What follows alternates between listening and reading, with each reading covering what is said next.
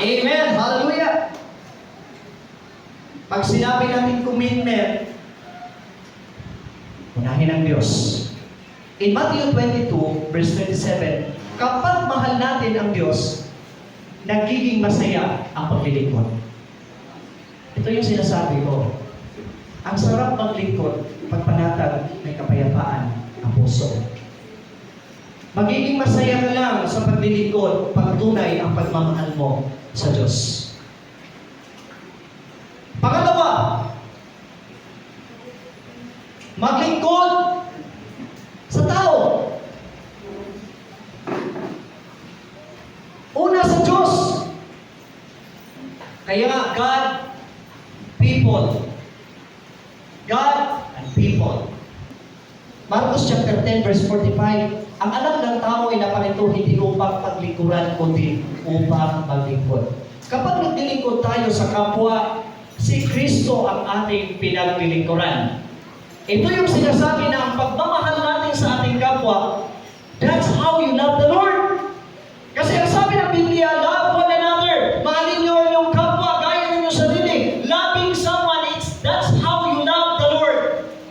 Yan yung pagmamahal mo sa Diyos. Hindi natin nakikita ang Diyos. But if you love someone, you love one another, that's the reflection of loving God. Pangatlo,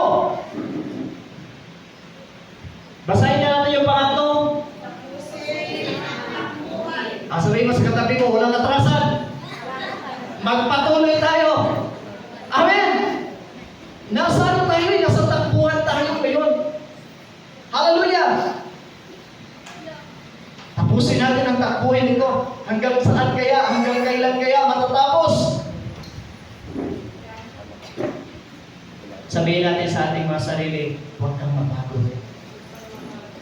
Tuloy-tuloy ka lang. 2 Timothy chapter 4, verse 7, nakipaglaban ako ng mabuting pakikipaglaban, natapos ko ang takbuhin.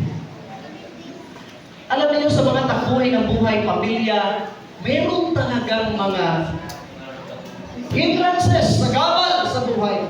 Meron talagang mga testing sa buhay. Meron talagang mga trials sa buhay.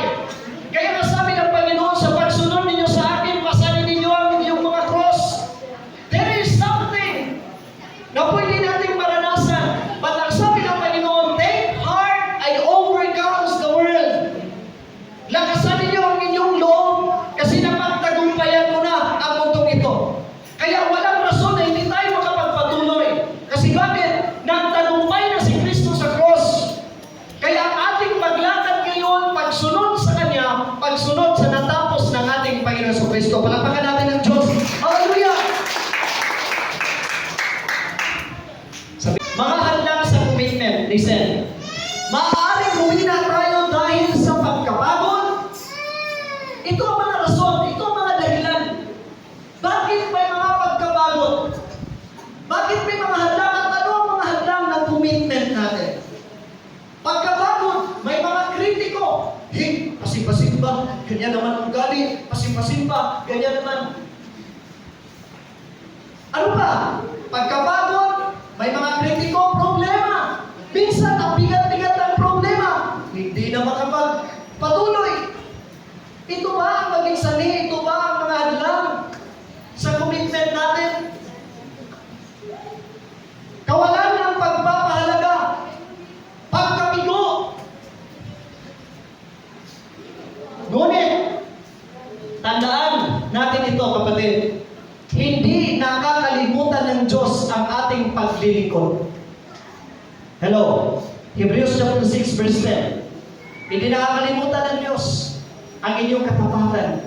Hindi nakakalimutan ng Diyos ang taos-puso ninyong paglilingkod. Ang gantimpala ng Diyos in Colossians chapter 3, verse 24. Ang pinakamahalagang gantimpala ay hindi papuri ng tao. Hello? Kasi dito sa lupa, pag yumaman ka, pupurihin ka talaga ng tao. Pagpiestahan ka talaga. Amen? Alam ba ninyo, pag yumaman ka, marami kang kaibigan? So, ganito nakaranas na dumami ang pagpapala, karakalbing kaibigan. Ang dami. Kahit maglalakad yung saan, kahit hindi mo kakilala, humingiti kasi kilala Amen? Ang pinakamahalagang gantimpala ay ang Panginoon mismo. Jesus is with us. Amen. Masaya ka ba na kasama mo ang Panginoon? Sa kalungkutan, sa kagalakan, kasayahan, kasama natin ang Panginoon. Naglilingkod ba ako dahil napipilitan lamang? O dahil mahal ko si Jesus? Ito yung tanong natin sa ating mga sarili. Ano nga ba? Naglilingkod ba ako dahil napipilitan lamang o dahil mahal ko si Jesus? Ang tunay na commitment ay nagsisimula sa pagpapahalaga sa ginawa ni Kristo sa cross. Paano mo pinahalagahan ang relasyon mo sa Panginoon? Paano mo pinahalagahan ang tinapos ng ating Panginoon Jesucristo sa cross?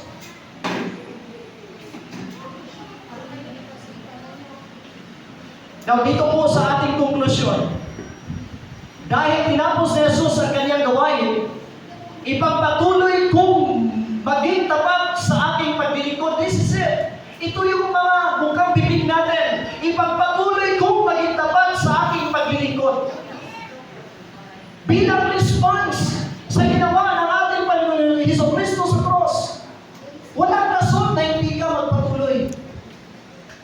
Hallelujah! Hindi dahil sa takot, hindi dahil sa obligasyon, kundi dahil sa kanyang biyaya at pag-ibig.